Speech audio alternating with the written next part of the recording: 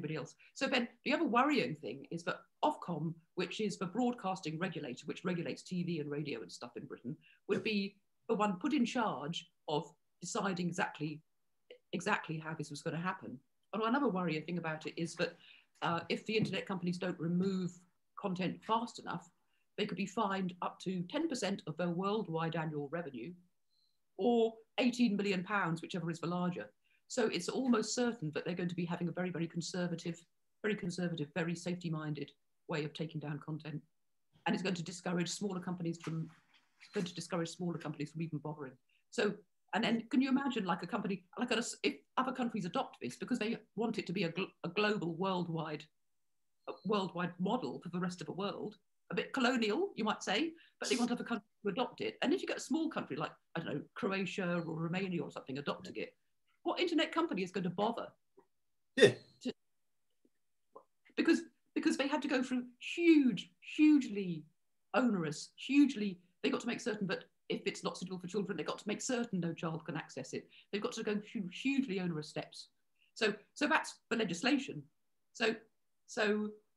And you're precisely right. Like, I met this Japanese guy, and I was drinking beers with him in a bar here in Cairns, and the bloke had been living in Australia for a little while, and I kind of said, and we were just talking about the country, and I said, mate, how are you finding it? He goes, I love Australia. He goes, don't get me wrong, but it's a really strange place. And I'm like, oh, how so?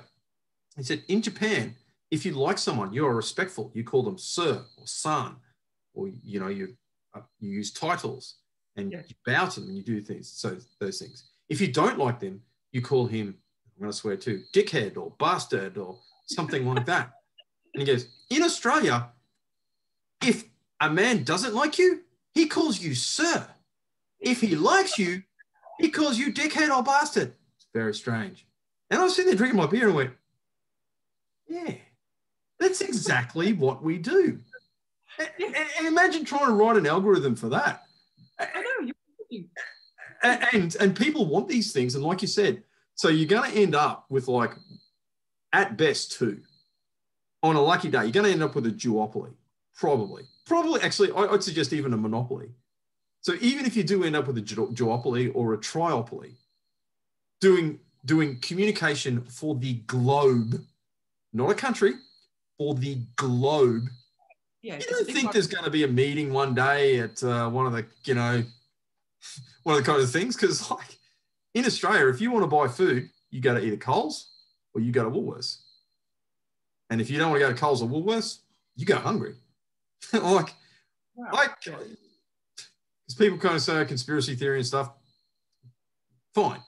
I'm just pointing out that there is a duopoly here, and I'm sure the heads of Coles and Woolworths know each other. And if they actually wanted to do something, like these two people could sit down, because it's about, off the top of my head, and I may stand corrected on this, but I know it's somewhere between 70 to 80% of the market of food in Australia is sold by those two companies.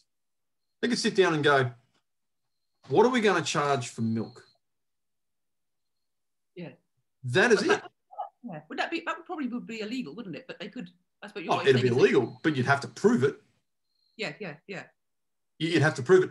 But also conversely, if you had legislation requiring you to protect people, so take that duopoly thing out of the context of food and put it in precisely what we're talking about. It's like, yeah, we sat down and talked about these things because we were enforcing the laws that you told us to make and the principles that you made us responsible for, and said that you told us that we had to stop these things.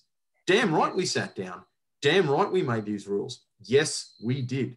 We did it at the Davros conference, or whatever it is. Well, actually, so in the proposed legislation, it will be Ofcom who will be deciding. But so the situation at the moment is that supposing you're shoved off Twitter or Facebook, there are other sites that you can go to.